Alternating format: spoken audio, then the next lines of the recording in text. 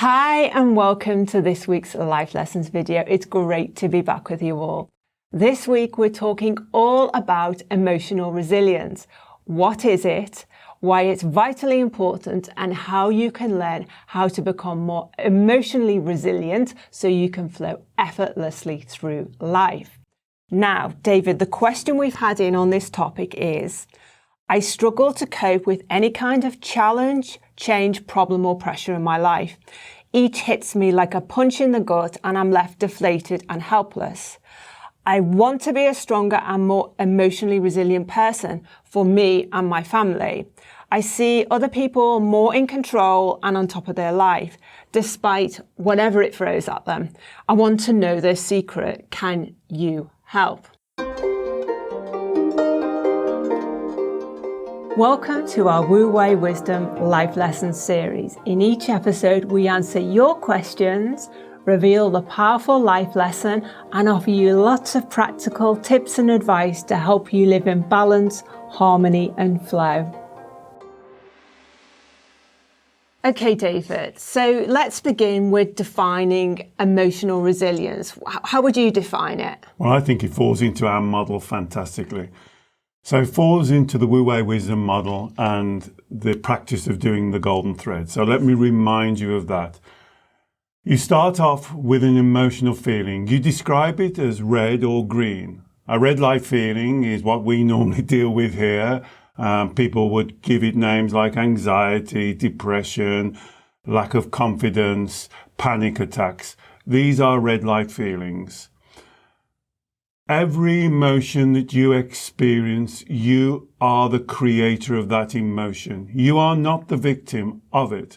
So when you started the emotion and just call it an emotion, I would not call it these emotive labels that this lady has said. What did you say? I've been hit in the gut. Yeah, like a punch in the gut. Punch in the gut. You know, I feel deflated, I feel helpless. So they are red light feelings. Can you see all these words that she's using? Punch in the gut, deflated, helpless.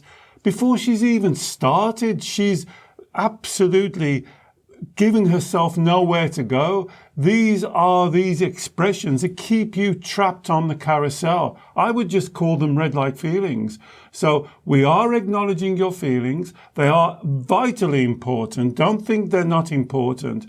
But then you can ask yourself the golden thread question. Why am I choosing to create that feeling? So this is the answer to being emotionally resilient. First, you separate your emotional feelings from those thoughts and beliefs that create them. Then you do the golden thread. Why? And then you get right down to the core belief. And that's what being emotionally resilient means. That what you believe it. What you believe and why you believe it. So are you saying that, well, there's two things there really, David, because some people think, well, is emotional resilience not having any feelings, being really hard-nosed, kind of just not letting anything affect you emotionally? That's not what you're saying. Absolutely not. Emotional feelings are appropriate. Correct, right. We are not trying to stop you from having emotions. What we're trying to do is not be led or be dominated by your emotions.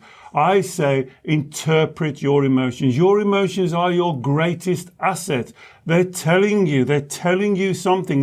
That's why I like to call them a red light. It's like a light flashing. It's like an alarm bell going. A couple of the videos ago, I said it's like a smoke alarm. If the smoke alarm rings, you don't look at the smoke alarm and talk about it for the next 3 years. You go and find out where the smoke is coming from. And that's why I would like you to think about feelings. Feelings are so important. Please do not misunderstand. I'm not saying they're wrong. You shouldn't have them. I'm saying you should have them. Emotions are one of your greatest assets. If you are stuck in emotion, then you are not resilient. The emotion, remember we've talked about this in lots of videos, it's like a dog pulling you around because you're not in control of them. And that's what being resilient means. You can't be resilient to the emotion if you're not aware of what creates them. Okay, so let me see if I've got you right here, David. Awareness of the emotion and an acknowledgement that you're creating the emotion is the first step Fundamental. in emotional resilience. But I guess there's another important step that emotionally resilient people do, because as you said, quite rightly said, there's one thing to be aware of it. There's one thing to acknowledge that you're creating it. Wow. But That's then, the big one. But, well, the thing is, even if you acknowledge you're creating it, you've still got to do something about it. And emotionally resilient people deal with their emotions quickly. They don't get rid of them, kind of squash them down, hide them away, avoid them. They deal with them in a positive and proactive way. But you said something very important there. Very, very important. And this is what I get from my clients. They absolutely accept the premise. They create the emotion. Some don't, they challenge me. But most of them, after they thought about it, they go, yes, of course I create the emotions. Although I have clients that tell me emotions float around in the atmosphere and attack them like a virus. But after thinking about it, they accept that they create the emotion. It comes from within them. So this is what I would call the mature person, the client that's sitting in front of me. The emotionally mature person. The mature, the grown-up person. Okay. But they have another side of them, which we call the inner child. That part of your mind that's locked, that's stuck on these life lessons that we talk about every week. And I would ask you, can you logically accept that you create the emotions? And you'll probably nod your head now. Yes, I do, David. I logically accept that I create all emotions, not only red light, green light as well, happiness, joy, passion, bliss, love. You create those. But does that part of your mind that we call the inner child, does he or she accept that? And I will say nearly every time with my clients, this is the work, this is the golden thread, to get down to that part of your mind that we are giving a label of the inner child. Does he or she accept that they create the feelings? And I give you some insight information. Nearly always they don't. They believe that other people, circumstances, parents, family, school, being bullied, whatever events that they've experienced in their childhood, that creates the feelings, and they are the victim of that feeling. And just to finish off, here's what they then do instinctively, and I don't blame them, they're not doing anything wrong. They try and protect themselves from that feeling. And once you put up that wall of protection, like you're keeping the monster outside, you don't realize you're locking the monster inside. And you do everything then to try and control the external world and people and events and stimulus so you don't experience those feelings. But guess what? It never works, does it? Because you're focusing on the wrong end. I would say you're putting the cart in front of the horse. You've got to accept, and the child has got to accept, that they are creating the feelings. And this goes back to emotional resilience. If they don't accept that, they will never be emotionally resilient. So I would say that that's almost, if we're going to define what creates an emotionally resilient person, we've talked about two clear things here. It's one, it's to have an awareness and an understanding of our emotional feelings, which we call red light feelings and green light feelings, and understand that they are signposts telling us that there's something going on within us, in our thoughts and our beliefs. Yes. So that's the first thing, that awareness. The second thing is understanding and accepting fully both the adult you and the inner child you, that you are creating those emotional feelings so you can do something about it. Self-responsibility is not blaming others. That's the key. Exactly. Yeah. But just to emphasize, without one little shadow of a doubt. Yeah, 100%. 100%, not 99.9%. That's not good enough. 100% that your child absolutely accepts that he or she is creating the feeling. Now, if she doesn't, here's the emotional education. Here's the life lesson. Here's where you sit down in a meditation, walking the dog, doing whatever you're doing, and you speak to that part of your mind. We've done lots of videos on this meditation. I can put links to our inner child reparenting videos, and I'll put links below as well to our inner child guided meditation. And can I say to you, please, this is the greatest, most powerful, most immense, life-changing work that you can do. Is for you to be absolutely resilient with your child, because your child is very good at ducking and diving, giving you excuses, avoiding, sending you down the wrong avenue, not talking to you, having temper tantrums, putting their arms and saying, I'm not going to talk to you. That's why the analogy of the inner child is really important, because that part of your mind acts like a child. It does. But it's not evil. It's not bad. It's not a devil. It's not a demon. It's a little child that's stuck, and it needs consistency is the word I was searching for. You've got to be consistent. Don't just do it one day because you're having a bad day and then go, well, I'm all right now, I'll forget about it. I believe it should be done 5, 10, 15 minutes every day, even if you're having a great day, even if everything is working out great for you. Just sit with yourself and speak to that part of your mind. So consistency is another vital ingredient of emotional resilience. Absolutely. So consistency of talking to your inner child, consistency of taking self-responsibility. Because if we don't, if you watch last week's video on the highly sensitive person's superpowers, we talked about this concept of the swinging pendulum. If you allow your inner child, as you've described, to lead your thoughts, your inner child's beliefs of wanting to control the outside world, wanting safety, thinking that everything should be perfect, that there should be no problems or challenges in the world. If you allow yourself one fraction, as you say, to be a shadow of a doubt to get in, and then you end up following the inner child on this, when something unexpected happens, a challenge happens, a setback happens, it could be major, minor, the whole spectrum of things.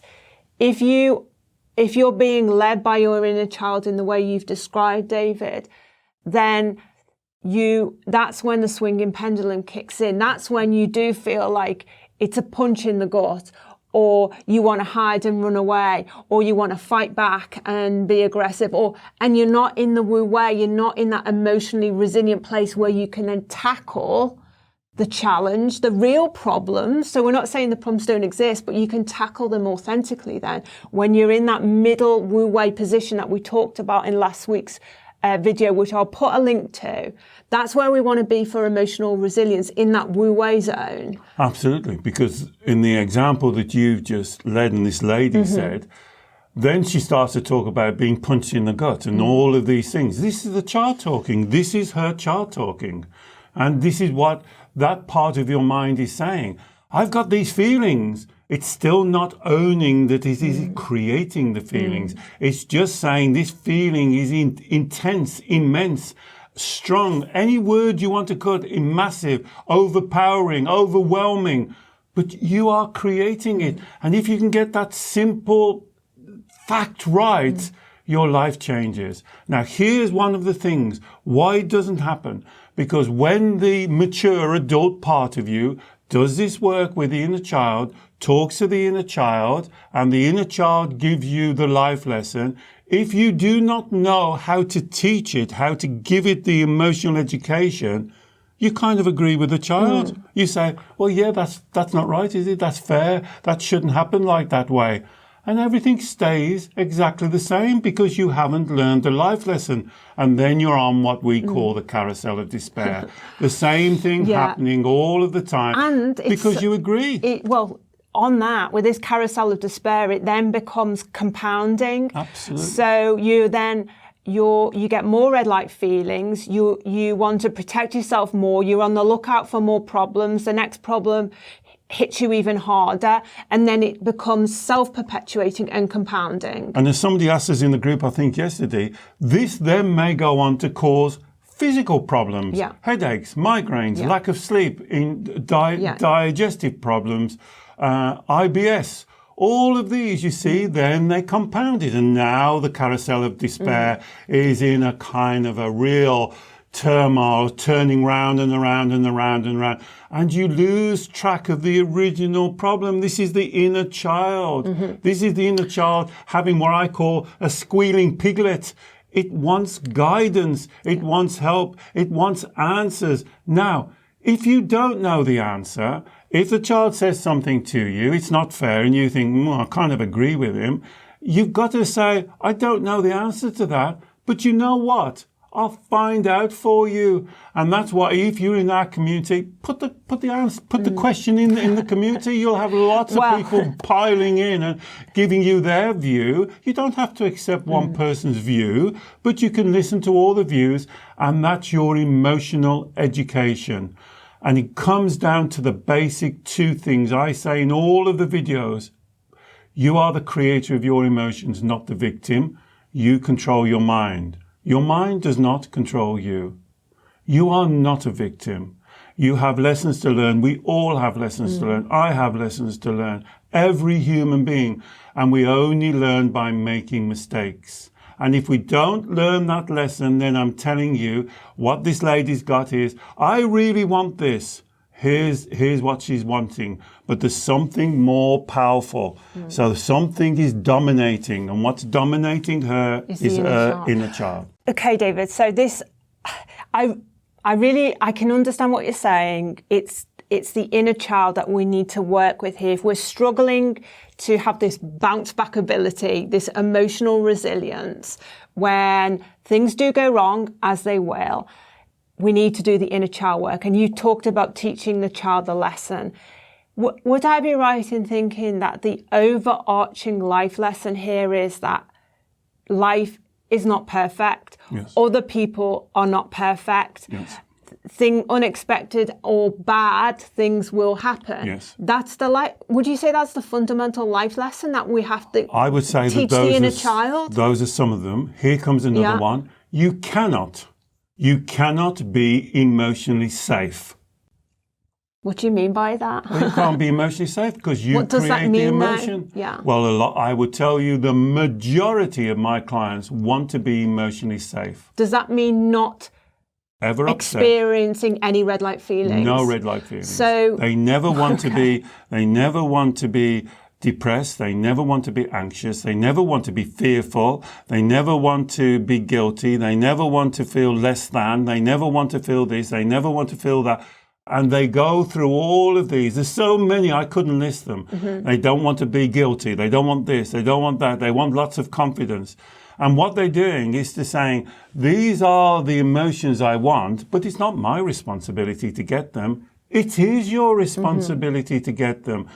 How can you be emotionally safe if you're creating the emotions? Okay. You can't expect the outside world. You're not an emotional wreck that everybody has to treat you with care and they have to do what you think. I said to one of the clients the other day when we were working through, it's like you've got a big book of do's and don'ts, and everybody you meet, they have to read that book first, and they have to speak to you in a certain way, in a certain tone, when you're ready, not when you're tired, not when you're overawed, not when things are going bad. They have to understand that. They have to read your mind, and they have to tell you what you want when you want it.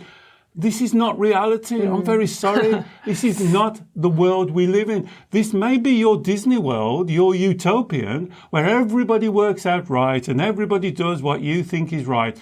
That might be what the child wants. And if you don't control the child, that becomes your dominant belief. Okay. And I can also see from what you've said, David, that a lot of people might be confusing this idea of emotional resilience with emotional safety. Absolutely. They think being emotionally resilient means keeping yourself emotionally safe, that you don't ever experience uncomfortable or painful red light feelings. Absolutely. And our teaching is that that's not emotional resilience. No. Now, I want to go back to the pendulum. Okay. So, because another common misunderstanding is that this is our energy, our emotional energy that we teach, which can be in the Wu Wei zone, in the kind of balanced, authentic zone where we're most creative, most emotionally sensitive and intuitive and compassionate, and we're most determined. Those three qualities we talked about in last week's video.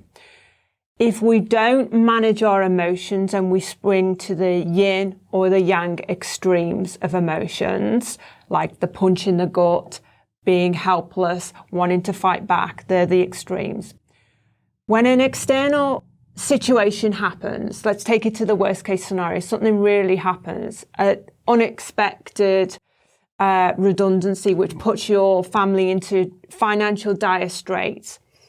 Of course, well, you can tell me if this is true. Of course, you're not going to stay. Nobody, well, not many people would stay rock solid, unwaveringly in Wu Wei throughout that experience of the shock of being made redundant. Absolutely. Their emotions will swing out of balance and they will experience red light feelings. Yes. Of shock. Of shock. Of unfairness. Of what, exactly. This shouldn't have happened to me. Why was I made redundant and somebody else wasn't made redundant? Right. Yes. But emotional resilience means not staying in the extreme. That's the key. It's about having the ability and taking self-responsibility to move yourself back into the Wu Wei zone, balancing your emotions so that you can then creatively, authentically, sensitively, intuitively, in a determined fashion, deal with the problem. Situation. Exactly. And so let me just say one thing on that. Now, if you've listened to what Alex says, think back on your life and when things have happened, shocking things, being made redundant, I don't know, finding out your partner's having an affair or whatever. It's out the blue. You don't expect it. Bang. Of course, you're going to swing out of balance because the mind now has got to process that. Yeah. It's almost like a shock wave. It's quite normal. What I'm saying and what I'm teaching is how long do you stay in those extremes? Because the quicker you can come down into your Wu Wei, and here's what I want to ask you. Look back on all of those traumatic events. Most of them, you'll look back and you say, you know what? Without that, I wouldn't have got to this place. Without that, I wouldn't have met this person. Without that, I wouldn't be living the life I'm living now. Without learning that lesson, I wouldn't be doing that. So in reflection, most of these, if you look at it through Wu Wei, they become one of the best stepping stones for your life. And so I think as well, David, that it resonates with me what you said there, because as well as the deeper life lesson we talked about for the inner child, that bad things will happen, that this is reality, there is the lesson of the particular situation, as you've just alluded to. So, and we're not able to learn that lesson. We're not able to take the learning and use it positively for ourselves in the future and grow in our emotional maturity if we're holding the extremes. Because often in the extremes, we are, as we've said, we're being led by the inner child. We are believing the inner child's lies. We talk about the 3 lies. I can't cope. I'm not going to be able to cope with this, or this has happened to me because I'm unlovable or I'm not good enough. When you're stuck in the extremes, believing what the inner child's saying, it's like there's no mental or emotional space for you to kind of look at what's happening, take the lesson from it and deal with it proactively and authentically in that Wu Wei zone. So I'll give you a live example. 2 weeks ago, I'm working with this lady, and her husband told her that he'd been having an affair for something like 8 years. And she said exactly what we're saying. It was like a bolt out of the blue, she said. She said, it just hit me, and all the stuff that lady said, like somebody kicked me in the stomach, I was sick, I was physically sick.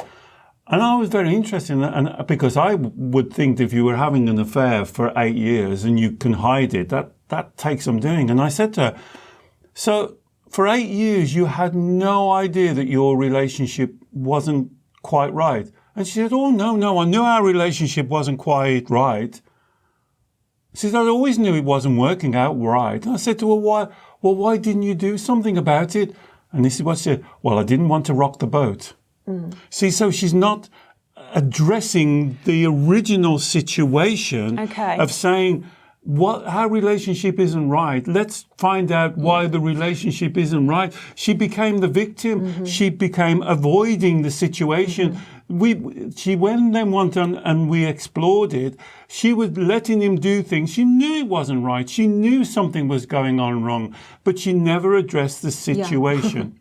So from that example then, what you're saying is emotional resilience also means learning to confront not confrontation. difficult situations, but not in a confrontational way. That's it. That's emotional resilience. And that comes back to the point about consistency. It does. An emotionally resilient person is not just a person who one-off manages to navigate through a challenging situation by the skin of their teeth and everyone applauds them for it.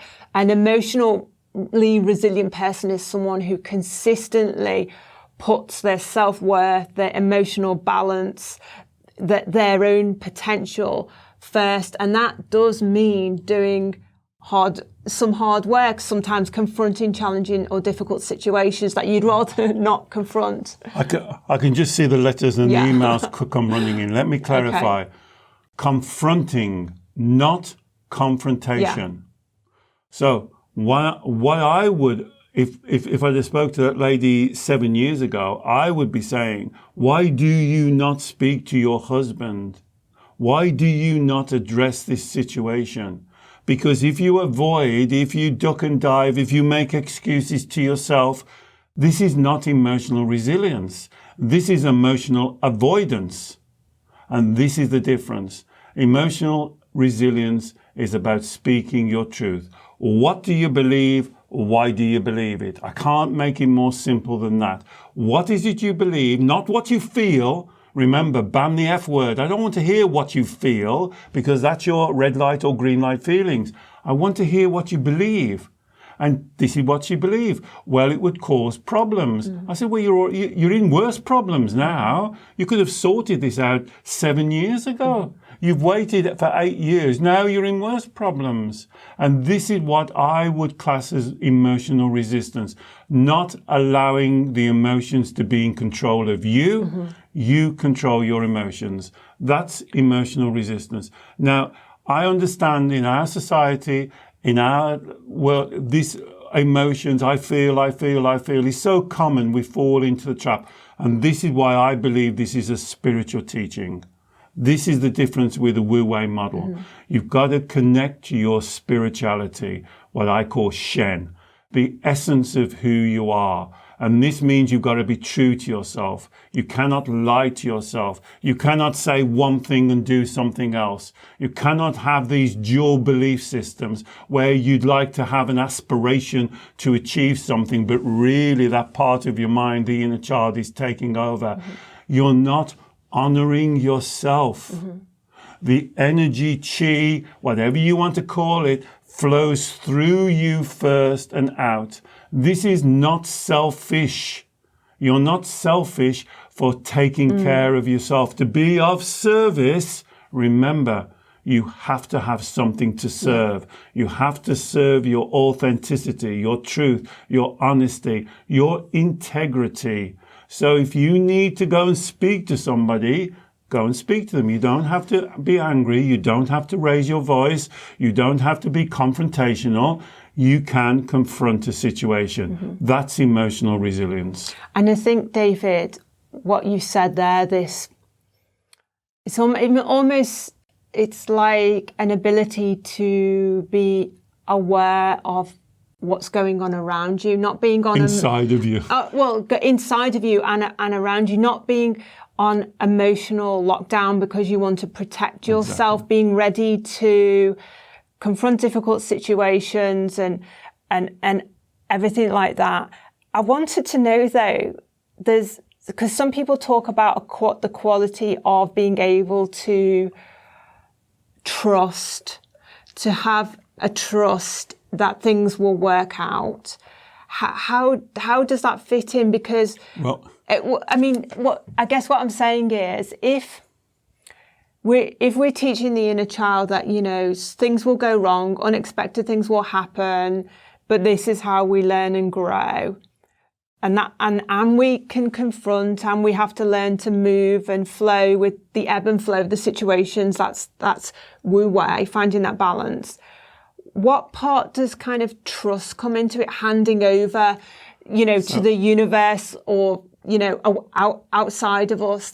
So where that gets confused is the inner child wants to trust that things will work out the way that they think it should work out. And the life lesson is, I'm sorry, things will work out, but they won't work out exactly the way that you want them to work out.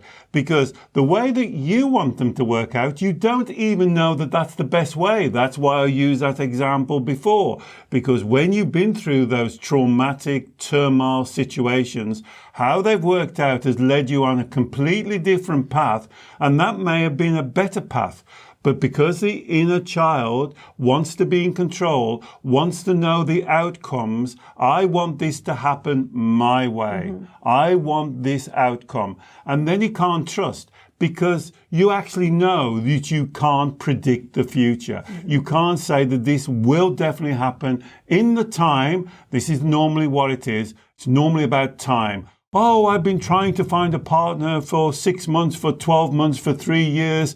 It's got to happen on my time, hasn't it? No, it hasn't. Perhaps you're not ready for a partner. Perhaps you're not ready to change jobs. Perhaps you're not ready to lose weight. What, you know, and this is the child. It always wants to put, it happens how I want it, when I want it. Yeah. Isn't that like a child? I want it now. I want it now. And if I don't have it now, I'm going to kick off. Yeah. And would you say, David, that it's about teaching the child that, because sometimes if the child is holding on to, this has happened before, I don't want it to happen again, and it's going to happen the way it happened before if I don't intervene and go into lockdown. But it's another life lesson for the inner child to say, to trust that there are other outcomes other than the one you're predicting will happen and the one you're trying to get towards, the kind of perfection outcome.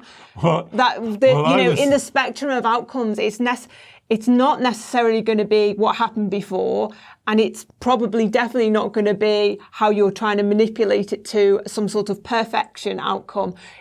It's probably going to be one somewhere in the middle of those. Absolutely. And that's emotional education. Yeah. That's emotional education. Instead of fighting ourselves, bringing up the worst case scenario, thinking the worst, saying one thing and doing something else. Here's what I hear is all the time. I'm a really positive person, David. I'm always thinking the good thing. You ask them like 2 questions, and actually that's what they say, but not what they think. Remember, your self-talk is a conversation with the universe, not what comes out of your mouth. I can say lots of things. It's about what you believe to yourself. That 3 a.m. mind, when you wake up at 3 a.m., what's the mind saying to you then? Because that's what's guiding you. That's the dominant belief.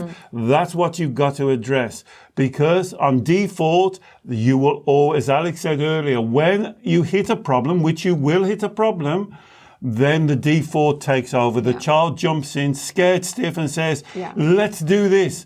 And you go along with them and you just shrug your hands. And that's why consistency. If you take one thing away from here today, if you want to talk to your inner child about being emotional resistant, find those life lessons, consistent every day.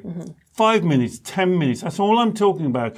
In bed when you first wake up, you do morning papers, meditations, yoga, sewing, needlework, cooking, whatever it is you do, and just speak to your inner child. Have that conversation. Now, if they bring up a problem, a situation that you don't know the answer to, I would call that a blessing, because now you can go and find the answer. You've got all the resources. Everything's out there. You can read books, watch YouTube, come onto our community, ask the question, listen to the answers, engage in the discussion. You don't have to agree with anyone. But remember, in the community, I'm always trying to encourage, if you're going to disagree, the reason why you disagree. That's all. We're not going to fall out. It's good when you have a disagreement, have two different opinions, because we're all learning. We're all in this together. And so it's good to hear somebody else's experience. What happened, why they did it, what was the outcome. Because then you start, and as Alex said, you start to broaden your perception. Instead of looking at life down a little beam of light where it's only how you want it, the time you want it, when you want it, people have to act in the way that you want, you start to broaden out your life and you start to become more flexible, more adaptable, more wu-wei, more in the flow, effortless effort, being able to surmount any obstacles, any situations that come your way with ease, grace, and with authenticity. You are unique. You are awesome. There is no one else in the universe like you. Why can't you just love yourself, be good to yourself, listen to yourself, and bring that part of your mind and you together as one? And this is the teaching of Taoism, this oneness. Don't be separate. Don't be fighting each other like two warring armies. Come together as one and live your life in your truth and follow your integrity. Brilliant. Thank you, David. So the main takeaways for me from everything we've just talked about there are almost like the ingredients of emotional resilience is self-responsibility for your emotions and doing that work with the inner child so that you're bringing yourself together into that oneness, so then you're in the best possible position to enjoy and experience ingredient 2, which is learning the life lesson from that is being presented by that particular situation, and being able to then grow in your both spiritually, emotionally, intellectually, as a result of that experience, even if it's a bad, unexpected, painful experience, is to be able to take the life lesson from it. And then ingredient number 3 is consistency, to be consistent in your application of the emotional education and taking self-responsibility. And be consistent with yourself as well, Don't give up on yourself. Don't doubt yourself. This is inconsistent. This is why this word consistency is so important. Don't sell yourself short. How could you sell? It seems to me like a nonsense. How could you doubt yourself? How could you say, well, I can't be bothered today, well, I did it yesterday, but today's going to be... No, you've got to do it every day. You're worth it. Keep on doing it. And then that grows stronger. I think as well, David, that's just kind of brought up something for me, because there can be a misunderstanding that some people are just more emotionally resilient than other people.